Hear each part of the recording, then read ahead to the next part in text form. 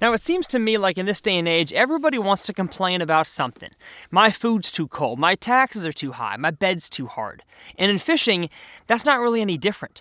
It's too cold outside to catch fish. It's too hot outside to catch fish. I don't have enough rods and reels. There's a lot of complaints out there, and the most recent one that I've seen in the fishing industry is that's cheating. Oh, the Alabama rig? Totally cheating. You can use a net in your tournaments? That's cheating. And this video is discussing what I think is the most controversial thing in the fishing industry right now, and that is Livescope. Livescope is the gold standard in forward-facing sonar, and so is it cheating? And if it's not, what the heck is it? My name's Tyler. Let's talk about it.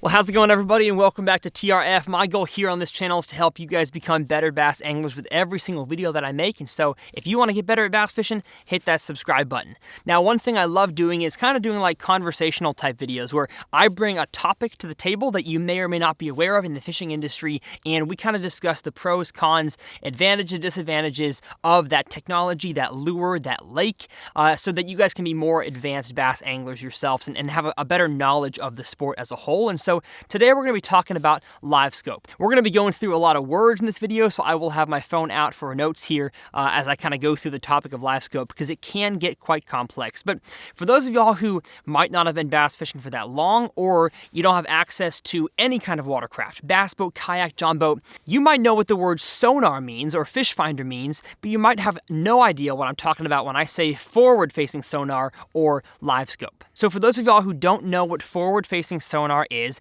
it is a directional sonar. So instead of it shooting, the transducer on your trolling motor or inside of your boat through the hole, instead of it shooting directly down, as traditional sonars, flashers for ice fishing do, it shoots down, forward, and completely forward. It basically, wherever the transducer, which is what shoots out the sonar signal, the echo and sounds, wherever that thing is pointed is where you're going to see the return come from. So on most bass boats, the Livescope, the forward-facing sonar transducer, sits on the trolling motor. Wherever you point the head of that trolling motor, it's where your transducer is pointed, and that allows you to see what's out there.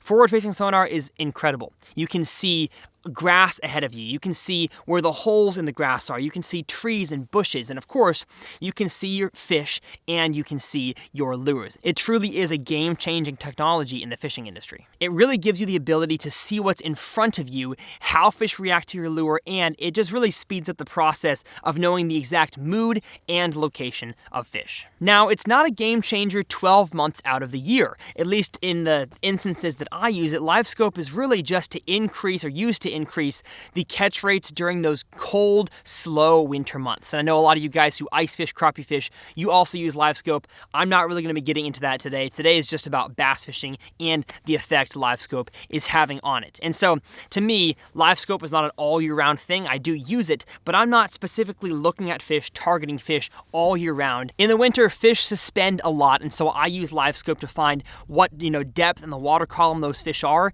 And oftentimes, as you'll see here on the channel in the next few videos, I have an entire series, that's kind of why I'm doing this video right now, called 10 Days for a 10, where I try to catch a 10-pounder for 10 days using nothing but my forward-facing sonar. So that's kind of why I'm doing this video right now, explaining what Livescope is and why I use it in the winter, as you'll see here on the channel. And if you're not subscribed, you want to be subscribed for that. But the rest of the year, I use Livescope to really just find structure and cover, maybe, keep my boat along the edge of the grass, or maybe make sure my lures, Alabama rigs, crankbaits, are not getting too deep into the trees. So the rest of the year, it's kind of like a safety feature, but I definitely will be throwing a frog, a square bill, flipping a Texas rig, just like the rest of you guys all year round. I've even heard the argument that a lot of these fish that are caught in the wintertime on Livescope wouldn't have been caught at all. So it's not like Livescope is really, increasing the pressure on those fish. Those fish have never seen lures at all, especially the big ones that live out deep. But of course, knowing what Livescope can do, knowing how big of a game changer it can be for anglers, it's of course controversial. There's an entire group of anglers out there that are totally anti-Livescope because they believe it takes away some of the mystery from bass fishing. You know, when you cast out there, you might not know how deep it is. You definitely don't know if there's a fish there, and so you are unsure if you're going to catch a fish on that cast, which I admit does have some mystery to it. But I have found that Livescope doesn't totally take away that mystery, and we're going to talk about that later in the video. Now, like I said in this video, I'm only talking about Livescope and its effects on bass fishing. I have heard the argument, and to an extent I agree, that it can affect the crappie population out there because crappie are generally not as smart of a fish as bass are, and there's a lot more of them, and they tend to eat one after the other, and so Livescope definitely does help crappie fishing, but I'm not talking about that in this video. I'm solely talking about bass fishing. So what do we do about Livescope? Do we ban it, or do we join all together and everybody picks up Livescope for their bass boat or their kayak? Let's talk about the advantages and disadvantages of both banning it and joining in. Here's the advantages of banning it altogether. Fish get less direct pressure, which means lures like basically directly to their face. If you've ever used Livescope and you've seen tons of my videos, and you'll see them here in the future, Livescope allows you to pinpoint your lure almost exactly on their face, if not around their general area, around their body. And so banning Livescope, whether from tournaments or from fishing altogether, does take some of that direct pressure away from those fish, which of course, I guess in a roundabout way results in less fish being caught, more fish surviving, and a more healthy population of bass. It's really just less invasion to their life cycle. A lot of people don't like technology in fishing because it invades the bass's life cycle, similar to the argument against fishing during the spawn. It invades their life cycle, and so banning it altogether basically has less invasion on that life cycle. Banning it, especially during tournaments, gets everybody on an even playing field. Now, I understand that if you fish tournaments hardcore, you're going to be willing to spend the money on whatever technology you need to compete, but it seems, at least in my mind, that a lot of local tournaments are won on Livescope, especially in the fall, winter, and early spring pre-spawn time period, by guys who have all the technology. And somebody who used to be a really good angler and might not have, or still is a really good angler, and might not have all the money to spend on Livescope, it definitely can hinder a little bit their chances of doing well, and especially winning a tournament when they're competing against people that have better technology. So banning it altogether in the tournament world, I don't know if you can ban it altogether just in the world as a whole, but in the tournament community, banning it gets everybody on a more even playing field. Now, here's some disadvantages of banning forward-facing sonar altogether. To be honest, there really aren't any. And banning it altogether is really not going to happen, and here's why. Electronics companies globally have never stopped innovating, and I don't think fishing companies are any different. We have not seen a pattern in the past besides lures that have, actual lights inside of them and the Alabama rig. We haven't seen anything actually get banned on the electronic side, and so as much as you might want forward-facing sonar, Livescope, active target, Mega Live, as much as you might want all of those forward-facing sonars to be banned, they're just not going to be. And so while there's no disadvantages for banning it, it's just not going to happen. Now, here's the advantages of everybody joining together and learning how to utilize Livescope to catch more bass. Firstly, we're all going to be able to understand bass movements and behaviors a lot better. I can tell you in the 2 or 3 years that I've had Livescope, and especially the past few months really diving deep into learning it, I have learned a ton about how fish react to your lures, how quickly they move, how different size fish relate to each other. It's a ton of learning. And so everybody's going to be able to pattern quicker, catch fish more often and quicker, but that does actually lead to a disadvantage. So the disadvantages of joining it all together are basically the inverse of what banning it would do. Fish would get more pressured, more fish would get caught, which would result in, at least in theory, on less bass in the population. Although more bass getting harvested in our lakes might actually be a good thing and lead to healthier bass populations, but that's a topic for another entire day. So what do we as bass fishermen and conservationists, I know I consider myself somebody who cares about the fish that I catch in the waterways that my boat inhabits, and I make all my videos and my living on the water, and so I want to take care of it. So with all this information in mind, what do we do about it? Do we ban it? Do we join it all together? And you watching are entitled to your opinion. You may be an anti-Livescope person, you may be the biggest Livescope fan of all time, but I want to finish this video by talking about history. And not just bass fishing history, the history of the world. Advancements in the betterment of humankind have been happening since the beginning of time. I'm sure the guy that invented the first wheel was pretty upset when his buddy created a better wheel that was even more productive for moving things. I'm sure somebody who owned a typewriter manufacturing facility was really upset when digital computers could then type way faster and more efficient than a paper typewriter could. And I am sure the BlackBerry was less than pleased when Apple launched the first iPhone. I say all that to say that technology has never stopped improving, and it will never stop improving going forwards. And so, to a certain extent, you just kind of got to get with the program.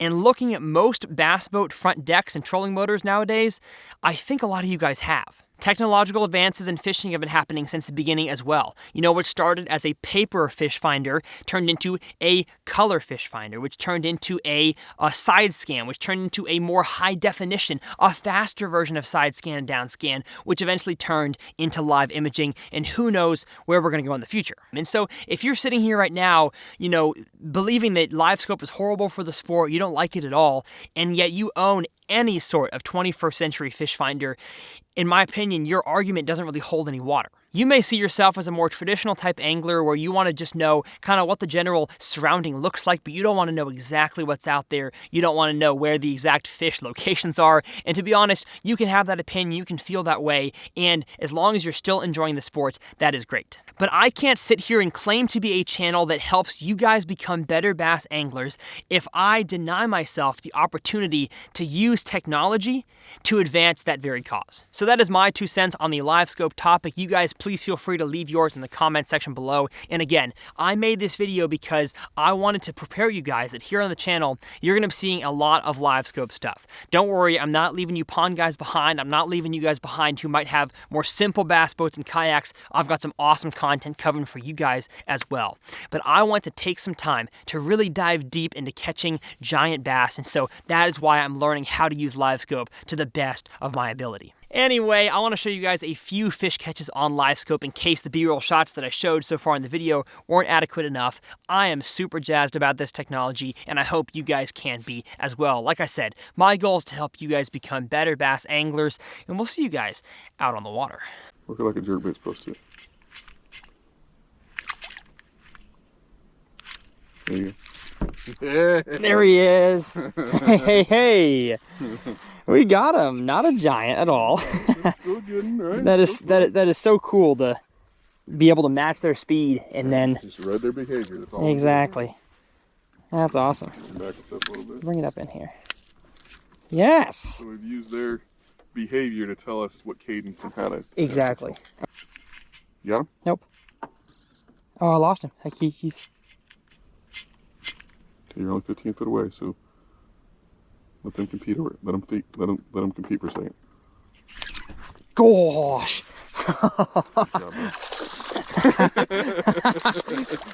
This is wicked. This is so cool.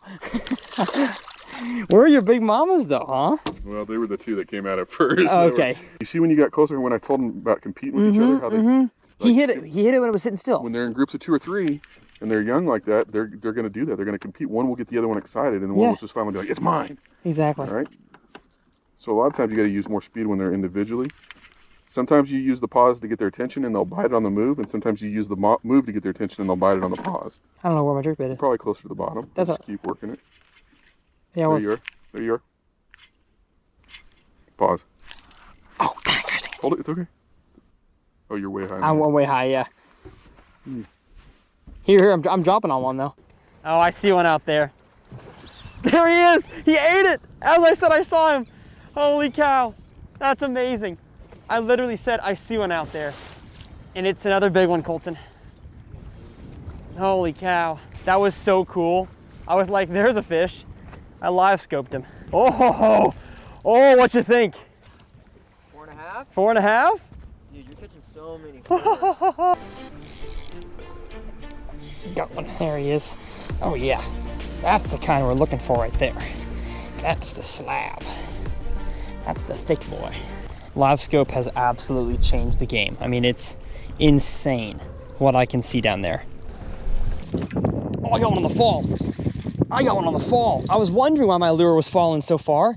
It wasn't falling, it was just swimming. And I think it's a huge one. Oh my gosh. Did y'all see that? Did y'all see that jump? Holy smokes, this thing is big. The boat, yes sir. There's one. There's one. Ate it on the fall. Boat flip, yes. Yes, yes, yes. Look at that fish, y'all. Oh, sorry, we got some water on the lens. Big old smallmouth bass with the jig in his face. Going down to him. Oh. Nice. That was awesome. That was awesome. That was cool. Oh, wow. Dandy. Wow. Do you see him come for it? Yeah, that was Isn't that cool? Isn't that the coolest thing you've ever seen? Told you there, fish. Ha ha. Ooh. Oh, that's a dandy. That's a good one. That is a good one. That right there is what you come to Mille Lacs for.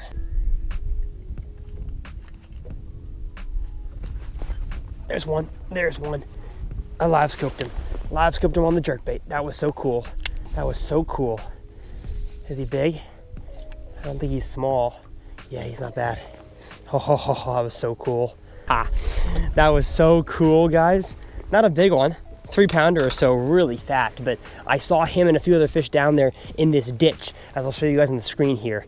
And they wouldn't bite a lipless crankbait, they wouldn't bite the Alabama rig, and so I threw the jerkbait down there and was able to watch my jerkbait move, and every single movement, fish would get closer and closer, and finally 2 of them converged, which usually means they're competitive, so one of them is gonna eat it.